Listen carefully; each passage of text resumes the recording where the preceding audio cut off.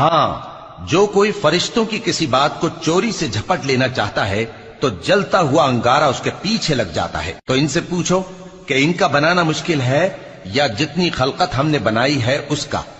انہیں ہم نے چپکنے والے گارے سے بنایا ہے۔ ہاں، تم تو تعجب کرتے ہو اور یہ مذاق اڑاتے ہیں، اور جب ان کو نصیحت کی جاتی ہے تو نصیحت قبول نہیں کرتے، اور جب کوئی نشانی دیکھتے ہیں تو ٹھٹھے کرتے ہیں اور کہتے ہیں کہ یہ تو کھلا جادو ہے۔ بھلا جب ہم مر گئے اور مٹی اور ہڈیاں ہو گئے تو کیا پھر اٹھائے جائیں گے؟ اور کیا ہمارے باپ دادا بھی جو پہلے ہو گزرے ہیں؟ کہہ دو کہ ہاں، اور تم لوگ ذلیل ہوگے۔ بس وہ تو ایک زور کی آواز ہوگی اور یہ اسی وقت دیکھنے لگیں گے اور کہیں گے ہائے کم بختی ہماری، یہی جزا کا دن ہے۔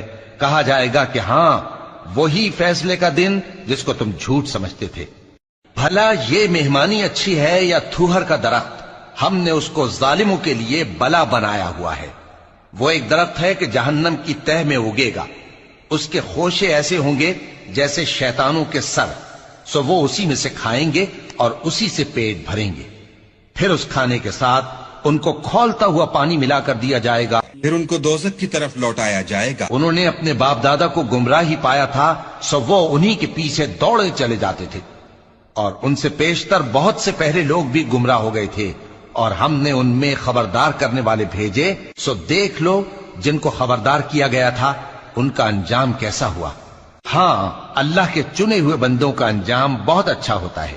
تو اے نبی، ان کافروں کو کیا ہوا ہے کہ تمہاری طرف دوڑے چلے آتے ہیں، دائیں اور بائیں سے گروہ گروہ ہو کر جمع ہوتے جاتے ہیں؟ کیا ان میں سے ہر شخص یہ امید رکھتا ہے کہ نعمت کے باغ میں داخل کیا جائے گا؟ ہرگز نہیں۔ ہم نے ان کو اس چیز سے پیدا کیا ہے جسے یہ جانتے ہیں۔ پس مشرقوں اور مغربوں کے مالک کی قسم کہ ہم طاقت رکھتے ہیں، یعنی اس بات پر کہ ان سے بہتر لوگ بدل لائیں، اور ہم عاجز نہیں ہیں۔ تو اے پیغمبر، ان کو باطل میں پڑے رہنے اور کھیل لینے دو، یہاں تک کہ جس دن کا ان سے وعدہ کیا جاتا ہے وہ ان کے سامنے آ موجود ہو۔ اس دن یہ قبروں سے نکل کر اس طرح دوڑیں گے جیسے کسی مقابلے کے نشان کی طرف دوڑے جا رہی ہوں۔ ان کی آنکھیں جھک رہی ہوں گی اور ذلت ان پر چھا رہی ہوگی۔ یہی وہ دن ہے جس کا ان سے وعدہ کیا جاتا تھا۔ وہی جس نے آسمانوں اور زمین کو اور جو کچھ ان دونوں کے درمیان ہے 6 دن میں پیدا کیا، پھر عرش پر جلوہ افروز ہوا۔ وہ جو رحمان یعنی بڑا مہربان ہے، تو اس کا حال کسی باخبر سے دریافت کر لو۔ اور جب ان کفار سے کہا جاتا ہے کہ رحمان کو سجدہ کرو تو کہتے ہیں اور رحمان کیا ہوتا ہے؟ کیا جس کے لیے تم ہم سے کہتے ہو ہم اس کے آگے سجدہ کریں؟ اور وہ اس بات سے اور بدکتے ہیں۔ چونکہ آیت سجدہ تلاوت کی گئی ہے لہذا سامعین پر سجدہ واجب ہے۔ بڑی برکت والا ہے وہ جس نے آسمان میں برج بنائے اور ان میں آفتاب کا نہایت روشن چراغ اور چمکتا ہوا چاند بھی بنایا، اور وہی تو ہے جس نے رات اور دن کو ایک دوسرے کے پیچھے آنے جانے والا بنایا۔ یہ باتیں اس شخص کے لیے جو غور کرنا چاہے یا شکر گزاری کا ارادہ کرے سوچنے اور سمجھنے کی ہیں۔ اور رحمان کے بندے تو وہ ہیں جو زمین پر آہستگی سے چلتے ہیں، اور جب جاہل لوگ ان سے جاہلانہ گفتگو کرتے ہیں تو سلام کہتے ہیں۔ اور وہ جو اپنے پروردگار کے آگے سجدے کر کے اور عجز و ادب سے کھڑے رہ کر راتیں بسر کرتے ہیں، اور وہ جو دعا مانگتے رہتے ہیں کہ اے پروردگار، دوزخ کے عذاب کو ہم سے دور رکھیو کہ اس کا عذاب چمٹنے والا ہے۔ بے شک دوزخ ٹھہرنے اور رہنے کی بہت بری جگہ ہے۔ اور وہ کہ جب خرچ کرتے ہیں تو نہ بیجا اڑاتے ہیں اور نہ تنگی کو کام میں لاتے ہیں، بلکہ اعتدال کے ساتھ، نہ ضرورت سے زیادہ نہ کم۔